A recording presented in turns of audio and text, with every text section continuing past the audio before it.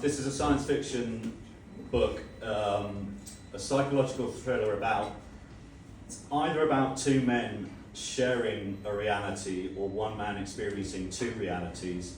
At the beginning of the book, we don't quite know which it is, and I certainly didn't know when I started writing it. So, Chongqing, late summer. At this time of day, the streets should be bustling, despite the region's ferocious temperature and humidity, with throngs of shoppers and workers. Foreign tourists were rare this far inside mainland China, but domestic tourists would make up a fair proportion of the city's crowds. Not so this year. The streets were deserted, and it was unfeasibly cold, snow whipped up into miniature twisters by the bitter wind, drifting in the alleyways and side streets. From further down the main thoroughfare that cut through this commercial sector of the megacity, a low rumbling became audible, and a few moments later a tank hove into view, its tracks grinding into the snow. It pulled to a stop at the point the road opened out into a plaza, outside a department store, mannequins incongruously dressed in the latest summer fashions watching on. Almost simultaneously, two hatches opened, one in the top turret and one lower down on the main hull. Two heads appeared, one from each. This is fucking ridiculous. You're telling me you have no idea where we are? Price's voice was thick with disgust. The tank commander pulled himself up into a standing position within the turret. He yanked his headphones off and wrestled a battered pack of cigarettes from the chest pocket of his thick jacket. Lighting one, he snorted out an exasperated plume of blue smoke through his unkempt moustache, before turning his attention back to the other head. So what, we're completely lost? Jez muttered something to himself and disappeared back into the hull briefly. He reappeared, clutching a map which, after brushing aside a small amount of snow that had started to settle on the hull, he proceeded to try and smooth down. Price extricated himself from out of the turret, slithering down the outside of the tank to end up next to where Jez was propped up in his hatch. Jez stabbed a finger on the map. Look, we started here, we've come down here, stabbing his finger again, so we must be somewhere around here. With the last here, he drew his finger around in a circle, a larger circle than Price wanted to see, encompassing a sizable portion of the district. And with no GPS at all. If we had GPS, sighed Jez, blowing on his hands and rubbing them together, I would know where we fucking were, wouldn't I? Price scowled. This is fucking ridiculous, he muttered again to himself. It's not my fault, Price. GPS is useless this close to the front. You know that. And I'm not trained for this paper bullshit. Jez half scrunched the map up as he shook it in frustration at Price. Price could see the logo of the multinational conglomerate they were nominally employees of on the corner of the map. The same logo was on his jacket and, somewhat vulgarly despoiled, on the side of their tank. Jez was right. It wasn't like any of them were trained for this. They weren't regular army. Like approximately a third of the fighting forces in Sichuan province, they were volunteers, part of the emergency deployment put together by patriotic organisations of varying types to supplement the regular armed forces in what was rapidly becoming a fight for humanity's very existence. It had been 9 months since the first LTX ships had landed. 9 months since humanity had finally received the answer to the question that had preoccupied it for millennia. They were not alone. First contact had occurred, and almost instantaneously they had been plunged into a war that it seemed would either define them or destroy them. Well, fuck, said Price finally. He banged his fist on the hull twice. Jez pulled himself up out of his hatch, then reached back down inside to retrieve his rifle. From the turret, Nora appeared, rifle at the ready, and already taking a sweep of the street as she lowered herself to the ground. The massive, bearded head of the fourth member of the crew emerged behind her, looking for all the world like a Viking berserker. The Finn, Timu, swore an oath as he looked around. Where are we? We don't know, snapped Price, so get out and see if you can work it out. What do you mean, work it out? I'm a fucking homing pigeon now? I don't know, said Price, exasperation raw in his voice. Find a road sign or a shop name or something. Timu shrugged and started to climb up out of the tank.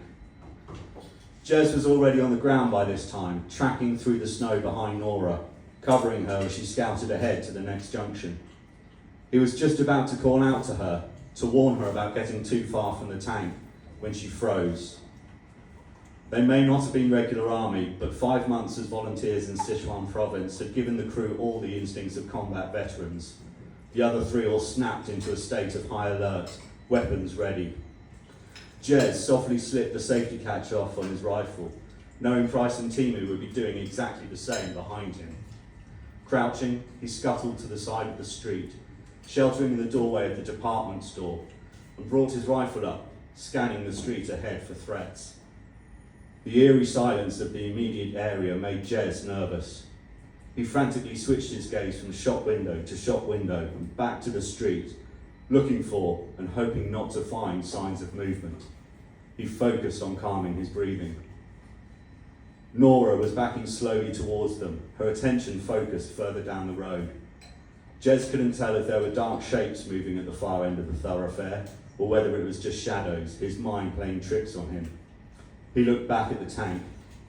Timu was nowhere to be seen, presumably back inside. Price was kneeling down, his back up against the tracks of the tank, offering no outline to any watching LTH. Seeing Jez looking back at him, Price gestured impatiently at him, urging him back towards the tank in relative safety.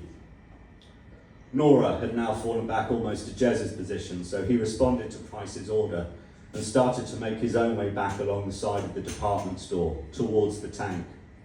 It was about 6 feet from the vehicle when Nora suddenly opened fire, directing a short burst at some unseen enemy.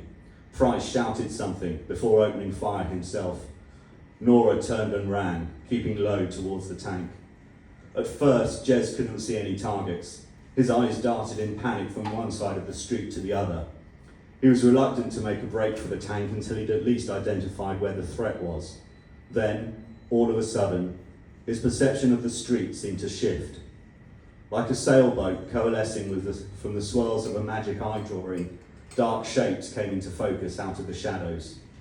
Bringing his rifle to bear on the nearest target, Jez bared his teeth as he fired off a quick burst of automatic fire.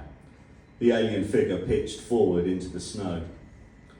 But Jez knew that success has a tendency to make you a target. Before the LTH's comrades could get a fix on him, he pushed away from the wall of the department store and ran hell for leather towards the tank. Price, yelling at Jez to get a fucking move on, was standing now, switching his focus from one side of the street to the other, as he fired short bursts from his rifle, trying to force the advancing scout party into cover to allow his crew the chance to get back to the tank. The exchange of fire was momentarily drowned out by the deep, rumbling growl of the tank's engines coming to life. Price pulled himself up onto the hull and scrambled into the turret hatch, almost pitching into the vehicle head first. Jez pulled himself up onto the front of the hull, making for his own hatch. He turned. "Nora!" He needn't have worried. She was practically behind him.